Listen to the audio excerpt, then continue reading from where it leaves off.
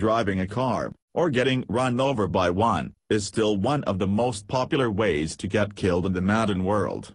Despite the fact that cars are safer than ever, they are still driven by human beings who, let's face it, often have trouble retaining even the minimal techniques and rules required to operate a vehicle. 6.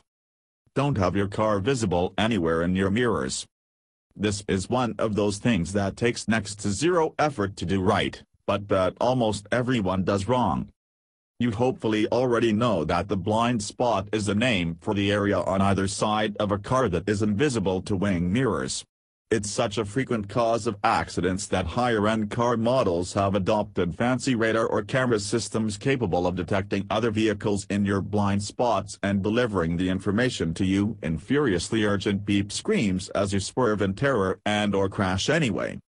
However, the technology isn't the problem. The necessary equipment to eliminate blind spots was around back when Henry Ford was still producing cars and anti-Semitic newsletters.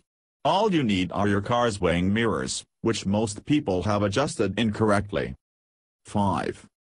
Pay more attention to traffic than road signs.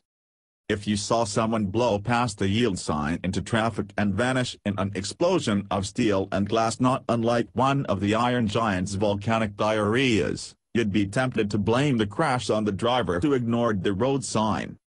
But what if the yield sign wasn't there, like those intersections where there's nothing but an esoteric flashing yellow light and everyone stops and stares at each other?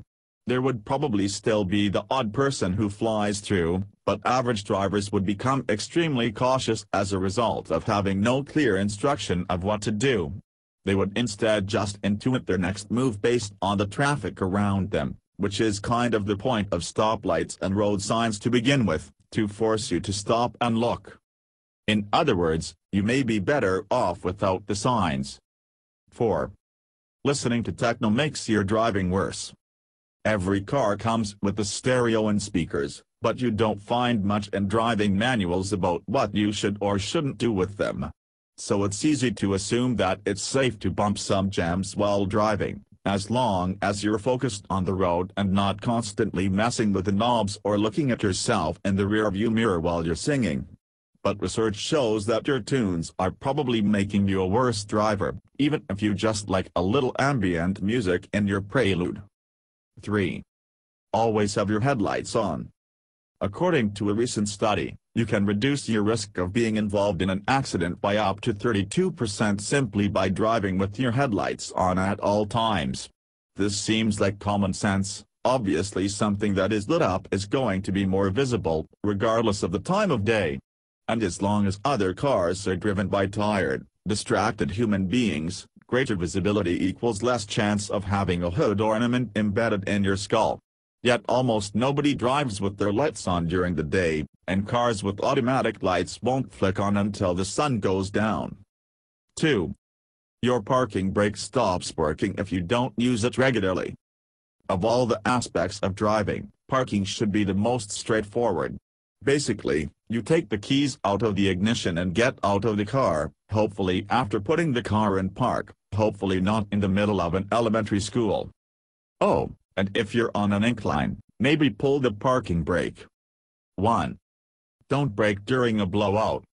The knee-jerk reaction to pretty much all panicky driving moments is to stand on the brakes like goblins are trying to crawl out of them, and in most cases this is absolutely correct.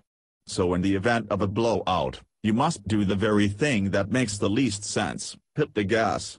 Give the car just enough speed to stay in control and then gently let your foot off the gas, turning into the blown tire. If you steer the opposite direction, the anchor catches. The tire that betrayed you will eventually bring the car to a stop on its own, and then you can get out and throw your pants into the woods.